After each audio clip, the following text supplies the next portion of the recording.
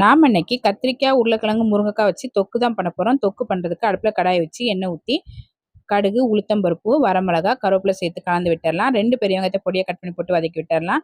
இப்போ இது கூட ஒரு 10 பல் பூண்டு சேர்த்துக்கலாம். பூண்டு சேர்த்து நல்லா வதக்கி விட்டுறலாம். 2 தக்காளியை பொடியாக கட் பண்ணி போட்டு வதக்கி விட்டுறலாம். தக்காளி நல்லா வதங்கினதும் இது கூட கட் பண்ணி வச்சுருக்க கத்திரிக்காய், உருளைக்கிழங்கு, முருங்கைக்காய் சேர்த்துக்கலாம். எல்லாம் சேர்த்து நல்லா கலந்து விட்டுறலாம். இப்போ இது கூட 1 கப் அளவுக்கு தண்ணீர் சேர்த்துக்கலாம்.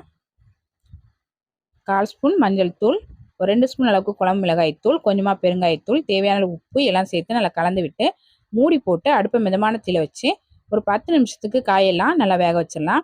ஒரு 10 நிமிஷம் காய் நல்லா வெந்ததுக்கப்புறமா ஒரு துண்டு தேங்காவை கட் பண்ணி மிக்சியில் போட்டு அரைச்சி எடுத்து வச்சுருக்கிறேன். இப்போ தேங்காய் பேஸ்ட் சேர்த்து கலந்து விட்டுடலாம்.